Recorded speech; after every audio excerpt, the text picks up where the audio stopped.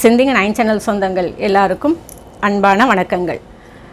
இன்றைக்கி அருள்மிகு குபேர வீர ஆஞ்சநேயர் ஆலயம், தற்சமயம் குபேர வீர ஆஞ்சநேயர் ஆலயம் குடமுழுக்குக்கு தயாராகிக்கிட்டு இருக்கு. அதாவது கும்பாபிஷேகத்துக்கு தயாராகிக்கிட்டு இருக்கு. நாம் எல்லாரும் கும்பாபிஷேகத்தில் சந்திக்க போகிறோம் அப்படிங்கிறது பெரும் மகிழ்ச்சியான ஒரு விஷயம் இல்லையா? இந்த குபேர வீர ஆஞ்சநேயர் ஆலயம் தற்சமயம் பிரம்மாண்டமாக வளர்ந்துருக்கு. அதில் நிறைய சிறப்பம்சங்களும் இருக்குது. என்னென்னா, நவகிரக கோட்டை அப்படின்னு தான் நாம் சொல்லுவோம். குபேர வீர ஆஞ்சநேயர் ஆலயத்தை பொறுத்த வரைக்கும் நவகிரக கோட்டை அப்படின்ற வார்த்தைக்கு ஏற்றாற் போல் அங்கே நவகிரக கடவுள்கள் தங்கள் துணைவியாரோட நமக்கு காட்சி தராங்க.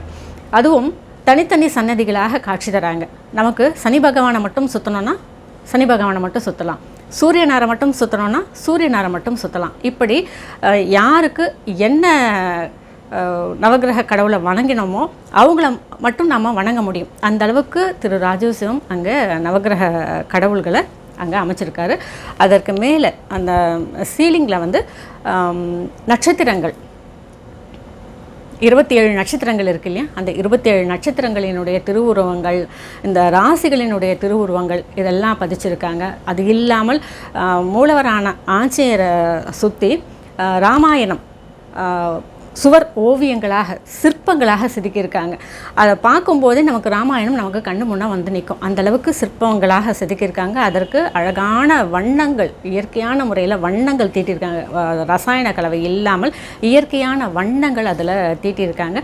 அந்த வண்ணங்களை பார்க்கும்போது நம்முடைய ஸ்கின் டோன் எப்படி இருக்குது, நம்மளுடைய சதை நிறங்கள் எப்படி இருக்குது, அந்த மாதிரி இயற்கையான ஒரு நிறமாக நம்ம அங்கே ஒவ்வொரு கதாபாத்திரமும் எப்படி இருப்பாங்க, ராமர் எப்படி இருப்பார், சீதா எப்படி இருப்பாங்க, லக்ஷ்மணர் எப்படி இருப்பார், இந்த மாதிரி ஒரு கடவுள்களையும் நம்ம பார்க்கும்போது, ஒரு சித்திரங்களையும் நம்ம பார்க்கும்போது அவங்கள நேரடியாக பார்க்கக்கூடிய ஒரு உணர்வு நமக்குள்ளே வரும். அது மட்டும் இல்லாமல் அங்கே ஃபஸ்ட் ஃப்ளோர் முதல் தளத்தில் சிவபெருமானினுடைய குடும்பம் அப்படியே அங்கே இருப்பாங்க. காஞ்சி மகா சுவாமிகள், நந்தி தேவர், காமாட்சி, அது இல்லாமல் ஐயப்பன், பெருமாள், வாராகி, பால திருப்புர சுந்தரி, இப்படி 108 தெய்வங்களுக்கு மேலே அங்கே சிற்பங்களாக இருக்காங்க. ஒரே ஆலயத்தில் இத்தனை சிற்பங்களை நாம் ஒட்டுமொத்தமாக தரிசனம் பண்ண முடியும் அப்படின்னா அது இங்கே மட்டும்தான் இருக்கும். அவ்வளோ ஒரு தத்ரூபமாக இருக்கும் எல்லாமே. அது இல்லாமல் அங்கே அன்னபூரணி தாயார் அவ்வளோ அழகாக நாம் போகும்போதே வாங்க சாப்பிடுங்க அப்படின்னு நமக்கு அள்ளி பரிமாறும் விதமாக அன்னபூரணி தாயார் இருப்பாங்க. இவங்களை கடந்து அங்கே பாபாவினுடைய பக்தர்கள் எவ்வளோ பேர் இருக்கும் இல்லையா?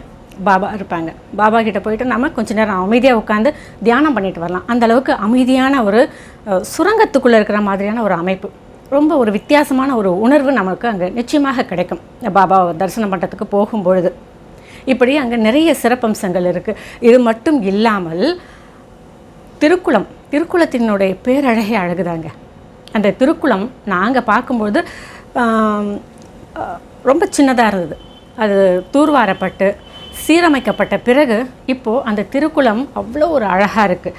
அதை சுற்றி தசாவதாரங்கள், இன்னும் நிறைய செடி கொடிகள், கோசாலை இதெல்லாமும் வரப்போகுது. அந்த திருக்குளத்தில் அழகாக குட்டி குட்டியாக மீன் குஞ்சுகள், வாத்து, நம்முடைய கர்மவினை கழியறதுக்கு நாம் அந்த திருக்குளத்தில் ஒரு 4 பொறி எடுத்து போட்டாலே போதும், பாதி கர்மவினை கழியும்.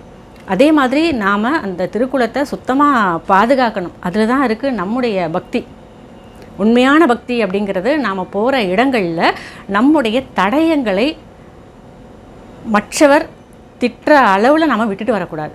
அவங்க வந்தாங்கன்னா இதெல்லாம் சுத்தமாக இருக்கும் அப்படிங்கிற எண்ணம் யாருக்காக இருந்தாலும் வரணும். அந்த மாதிரி நம்ம போகும்பொழுது அந்த ஆலயத்தாகட்டும் திருக்குளத்தையாகட்டும் பத்திரமாக நம்மளுடைய சொத்து, நம்முடைய ஆலயம், நம்முடைய வீடு அப்படிங்கிற ஒரு உணர்வோடு நம்ம அதை பாதுகாக்கணும். அதுதான் முக்கியமான ஒரு விஷயம். ஏன்னா இந்த ஆலயம் அப்படிங்கிறது கட்டுறது எவ்வளோ பெரிய பாக்கியமோ அதே மாதிரி அதில் நம்முடைய சின்ன சின்ன உதவிகள் இருக்குது இல்லையா? நம்ம அந்த உதவியை செய்கிறதுக்கு ஆஞ்சநேயர் ஒரு வாய்ப்பை நமக்கு கொடுத்துருக்கிறாரு இல்லையா? அதுவே பெரிய பாக்கியம் தானே.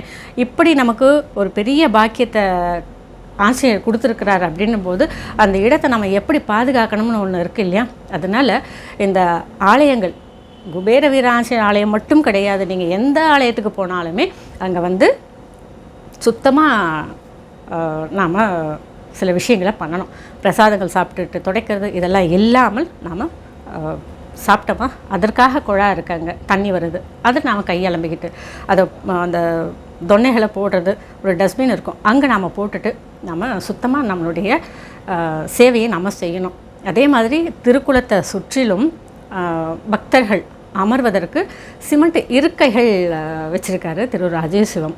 ஏன்னா பக்தர்கள் பொறுமையாக அந்த ஆன்மீக அந்த காற்றை சுவாசிக்கணும் அப்படின்றதுக்காக அங்கே சிமெண்ட் இருக்கைகள் வச்சுருக்காரு.